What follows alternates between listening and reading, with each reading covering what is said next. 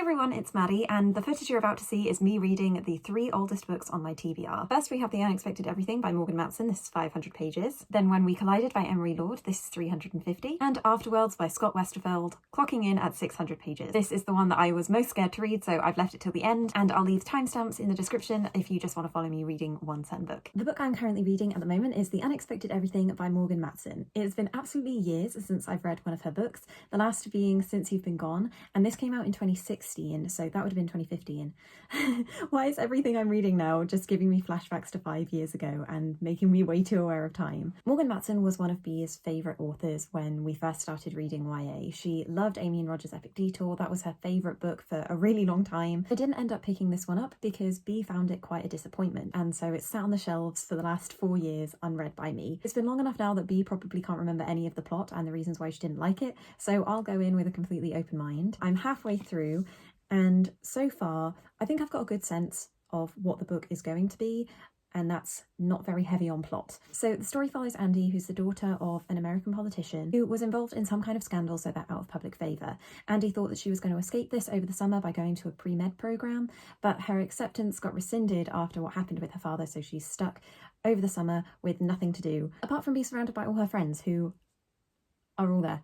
So she gets a part-time job walking all these dogs, and one of the clients of that business is a guy called Clark, who's a couple of years older than her and has written a famous fantasy series that was meant to be a trilogy, but he's had writer's block for the last 2 years, and that's delayed the publication of the final book. So Clark and Andy make up the two halves of the romance plot, and then there's like the animosity between Andy and her dad and them not really getting on very well. That said, I don't think there's a lot of conflict in this book at all. The most dramatic thing to happen was when a dog ate chocolate and they had to wait the 12 hours for it to get out of its system, and opportunities where conflict could be involved more, like the fact that Andy's dad didn't know where she was for those 12 hours, are resolved really quickly. Like in the next couple of pages, they decide that they're going to pay more attention to each other and try and rebuild their relationship. So I'm really surprised that that already feels resolved. At this point, I don't think the friends of the story have been given enough role in it to really have any purpose. There are 4 of them. See if I can name them now. I can't even name them because they're not really that relevant. It's actually explicitly said in the first couple of chapters that 2 of the girls are so similar that they act almost as one person. So that feels like a classic case of Morgan Matson should have just combined those characters into one and then streamlined the friendship group a little bit so that they could have all been more important. There was also an opportunity to complicate the romance because in the first couple of chapters we get introduced to this character called Topher, who Andy has had an on-off relationship with, and they're like a no strings attached kind of deal, and they do kind of get together a little bit at the beginning of this book, but then Andy runs into Clark. So I was kind of hoping that Topher would realise that he wanted to pursue a relationship with Andy and then there'd be more conflict in like a love triangle sense. But I don't know, still got half the book, so that drama could arise. But all of that aside, I can say that I'm quite enjoying this reading experience. The romance itself is reminding me a lot of Casey West's style, so I'm excited to keep going. So in the 150 pages I read in between my last update, not really much has happened. We got like quite a long scene where all of the friends were doing a scavenger hunt, and that was really cute. I don't think it's often that contemporary books actually dwell in the fun and games section of a plot, and I really enjoyed that. It felt almost like a filler episode of a TV show, and also Andy ran into 2 of the characters from Since You've Been Gone, Emily, the main character, and her best friend Dawn. I think this was one of the first instances of contemporary universes being linked, and the fact that all of Morgan Matson's characters live in the same town is so cute. Coincidentally, Topher actually got mentioned like a couple of pages into what I had to read after my last update, and he asked if he could see Andy, but she was like, no, I'm dating someone, and he was like, okay, that's chill, fine. So that went nowhere. But the main source of conflict that's been bubbling in the background is the fact that 2 of Andy's friends, Bree and Toby, who were the 2 girls that are quite similar, are interested in the same guy, and Toby was actively pursuing him, but then he rejected her, and Bree wanted her to move on from that guy. Little did we know, so that she could move on with him instead. I saw that coming. I think it's pretty heavy-handed. Now Andy has actually caught them together, so we'll have to see the fallout of that friendship and whether it will come between them or not. In some ways I hope so, just so that the last 100 pages are more juicy. Clark has also started writing again, so good. That's his 2-year writing block solved. And things are looking up for Andy's dad in the political sphere as well, so all good news apart from this relationship drama, and I'm a little bit nervous for how that is going to somehow be drawn out over 100 pages because it feels like it could just wrap up in 10 pages if that didn't exist. It's the next day and now I'm finished with The Unexpected Everything, and I definitely enjoyed those last 100 pages more than any 100 pages that had come before. Just like I predicted, it did get quite juicy because it turned out that there were quite a few more plot threads to wrap up than I first realised. So we've got the boy coming in between the two best friends. It frustrated me a little bit how Toby was upset with Andy for keeping it from her when Andy only stumbled across the situation. It's not like Bree would have told her actively. It was a mistake that she found out. So for Toby to get annoyed at Andy felt a little unfounded. There's a time jump at the end of the book to a couple of months later and they're still not reconciled. So it obviously meant more to this friendship than we were given grounds to believe. And if those girls had been focused more, if this had been their story about how a boy had come between their friendship, about how they were trying to become separate people because they were so used to taking up the same space, that would have been a really interesting plotline. And it's kind of sad that it was so underdone or like not given the attention it deserved to make that ending like really resonate. But Morgan Matson didn't decide to go for the glossy happy ending for everybody, which I can appreciate too. In the last 100 pages, Clark and Andy's relationship has been going too well, so decide to throw a hammer in the works and have Andy question whether she still wants to be with him. To me, this didn't make any sense at all, because at the beginning of the book and on the blurb, we know that Andy only dates people for like 3 weeks and then she ditches them because she's scared of more serious feelings and she doesn't really want to go there. But over the summer, she's already spent 3 months with Clark, proving that he is the exception to her rules. So to have her at the end arbitrarily decide, actually, I don't think we're going to work out, it felt like drama for drama's sake, because the reasoning behind it she'd already disproved to herself. Again, resolved in like 10 pages, but in a really nice way. But it was definitely a situation that had no stakes and you could tell that it was all going to work out. In those kind of situations, you have to question whether it was worth doing in the first place. So I'd say that this was mostly a 3-star read for me. The ending, as I said, was more enjoyable. So maybe I'd recommend just diving in with like 200 pages left to go and you'd probably get as much out of the story as you would the whole 520 pages.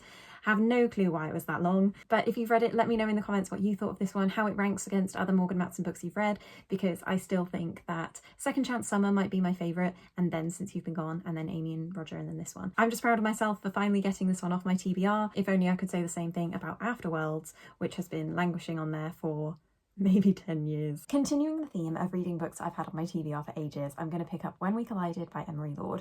This came out in 2016. It's all about Jonah and Viv. Jonah's dad has recently died and he is dealing with the grief of that, and Viv is new to the town and shakes up Jonah's life. From the blurb, it sounds like she's going to be a stereotypical manic pixie dream girl that was very much a thing in that era of YA, especially when mental health was such a big factor and love was seen as like a cure-all. I'm definitely skeptical of it because I haven't liked books along the same vein, like All the Bright Places by Jennifer Niven, but I'm hoping that with some distance from the trope I'll be able to appreciate it differently. So that's what I'm going to start reading now, and I'll let you know what I think. I made it through the first 100 pages and I'm really enjoying this book, and that's such a surprise for me to say, but I think it's just because Vivi's character is so sweet. The problems that I've had with characters like her in the past is I think that their personalities are way too affected, like that's how they think they should act in a way to appear cute and desirable to other people. But Vivi's brain is a symptom of her bipolar disorder, and so it's not really something she can control, and she has quite an optimistic outlook on how she views the world. What she actually has to say is quite existential, but in a very light way. In some ways, the things that she's talking about, like how impermanent things can be and how we're such like a small part of a huge universe, those kind of thoughts have been on my mind recently, and that's probably all to do with the context and the situation that we're in right now, where the future seems very uncertain. I'm also getting along with Jonah's character too. I didn't realise that this would be both perspectives in first person,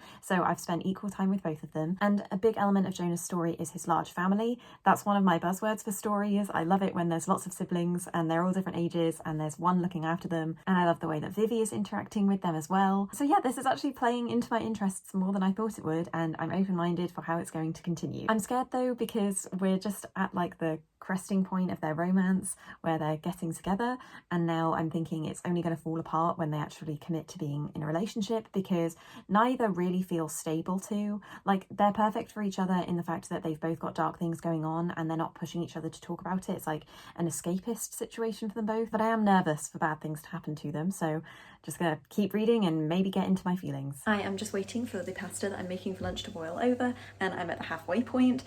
Vivi is actually boiling over. She is self-destructing because she's not taking her meds, and that's dangerous, obviously. I feel a lot of sympathy for Jonah because he hasn't known her very long, but obviously feels a attachment to her and wants to protect her from people.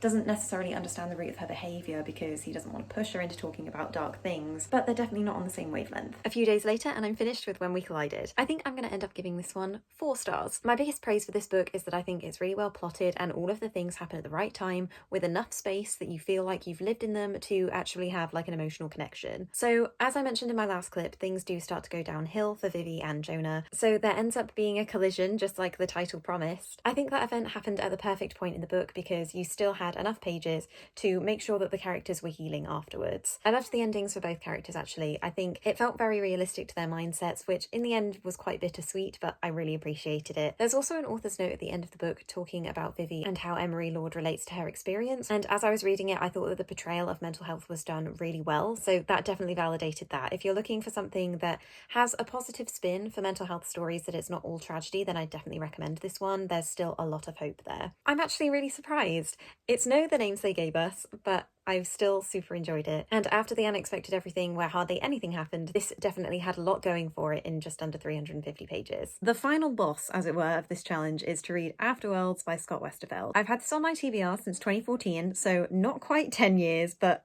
halfway there. This is all about Darcy, who writes a book that gets published, and she did that during NaNoWriMo, and her publishing journey, I guess. I don't really know much about that. And the other half of it is the story that she wrote. And I remember reading the first 50 pages of this and being super impressed by it. But a lot of the reviews on Goodreads are mixed, saying that they preferred one half of the book to the other and that they couldn't bring themselves to be invested in Darcy's story. Also, I literally have not heard anyone speak about this since 2014, and I only picked it up I think because I was seeing quite a few booktubers talking about it in the moment, so definitely one of those books that has slipped out of everyone's consciousness. But I'm here to remind you that it exists, it's massive, and I will not be upset with myself if I DNF this. I'm going to try the first 100 pages and see how I feel, rather than holding myself to reading the whole thing, because if I haven't read it in 6 years, then maybe there's a reason for that. Also, my apologies to the 6 years of dust on the back of this. Yikes. This book has been on the shelf so long it's yellow. I've read 60 pages, which means 10% through the book, and I kind of love it. Might be too early to use the L word, but now I feel like I'm just going to spend the whole reading experience frustrated that I didn't read it sooner. Darcy's book, which is the second half of this book, is called Afterworlds, and it's all about a girl called Lizzie who gets caught in a terrorist attack at an airport and she pretends to die, and she does such a convincing job of it that she passes into the afterworld, meaning that she lives in some kind of plane between real life and death. It's super fascinating and one of my buzzwords. I love anything that talks about afterlife related things, so I'm excited to see how that lore develops. Also, what I love about Darcy's side of the story is obviously the Afterworlds that we're reading in the book is her final draft, but at the beginning of the book she's only written the first draft of it. So there's this really nice description of a fancy closet that belongs to Lizzie's stepmom, and then a couple of chapters later in Darcy's perspective she visits a fancy closet of her agent and becomes inspired to rewrite her first draft with that detail. So I really liked how you can see how Darcy's life is affecting the version of the story that we're reading. She's also just gone to a mixer with the other people that are represented by her agent, and it's very tongue-in-cheek about YA lit and the kind of tropes that you can expect in paranormal romance. You can tell that Scott Westerfeld is having a lot of fun with it, and I'm very excited to keep reading. Someone needed to tell me sooner that this was essentially just the Lovely Bones with a broody YA protagonist, and I would have read it much sooner. I'm 250 pages in and still liking it as much as I did in my last clip, which is a good sign.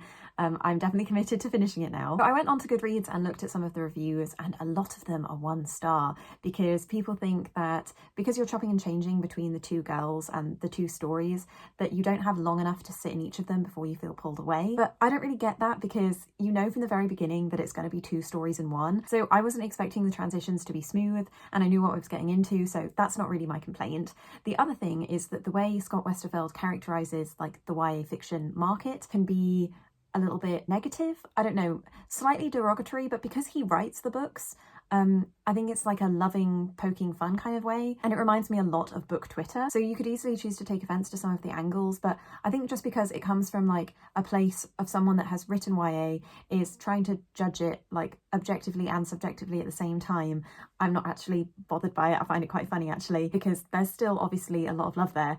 Hence why Scott Westerfeld still writes in the genre. The main conflict of Darcy's story is how she feels about appropriating the mythology of the Hindu faith. Darcy is an Indian girl herself, but she has kind of rejected her connection to heritage and is knowingly ignorant of those things. And so there's a really, really interesting discussion about own voices stories, diversity in YA, and to what extent is it acceptable to appropriate things into a book when it's like blurring the lines between fact and fiction. She also makes an interesting point in the fact that Darcy is a person of colour, but she's chosen to write from the perspective of a white girl, and like why she decided to do that, and like the marketing decisions behind that too. It just really opens your eyes to the kind of things that authors have to think about. So anyone who likes reading angry Twitter threads would probably enjoy this book. As for the actual story of Afterworlds, I'm really loving it. I almost wish that the book was available to buy both as the combo pack and just Afterworlds by itself, because it's so intriguing to me. As I said, it's like the Lovely Bones in the fact that Lizzie exists between these two planes, and she can go into the other place and continue to live in her real life, and she sees ghosts. And it turns out that her mother has a ghost that's been following her for years and years, and it links back to a trauma in her childhood. So Lizzie is trying to understand more about that, and both helping the ghost and her mum achieve some kind of closure over the whole situation, and it's just so fascinating. I thought because of the way it was being talked about in Darcy's story that there would be more paranormal romance, it would feel more Twilighty, but the romance is like a background thing. I've still got so much of the book to go, so I guess it could become a larger element, but that's definitely not what is selling the story for me. Also, there's an FF romance in here, which no one ever talked about when they were talking about this book, so that's been really fun. There's been like an element of Darcy discovering her own identity, and then I guess it's also making a comment on the fact that she is a queer woman, and then she automatically wrote a het romance, and I guess that talks about all of the unconscious biases that we have when creating characters that we think people will like to read about. So this book is doing so many things, and I'm really impressed with it so far. Yeah, I hope that continues and that my opinions don't change. Just don't smash cut to me in like 3 days time being like, wow, I hate this trashy book. I had to go and jinx it, didn't I? The book is losing me. I'm 450 pages in, I've got 150 left to go. Can't bring myself to DNF it because I've got too far through, and I still care a little bit to know what's happening at the end of the Afterworld story, especially because that's become the big interest in Darcy's story, that her editor has asked for rewrites and she wants a happier ending, so whatever she decides upon will be interesting. Maybe I could just bring myself to read Lizzie's chapters and just skip Darcy's.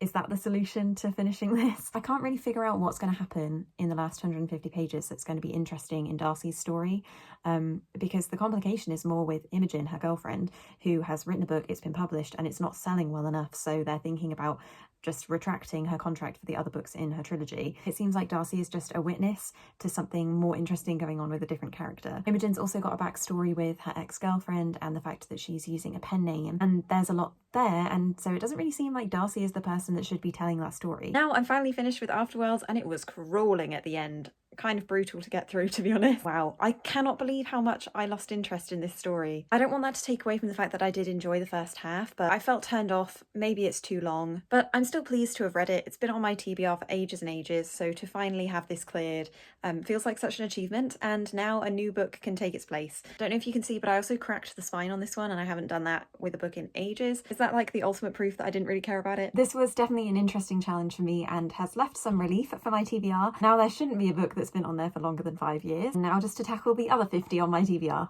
Thank you everyone so much for watching. Let me know in the comments what your opinions are on these books if you've read them, and what's the oldest book that you've had on your TBR. I'll see you next time.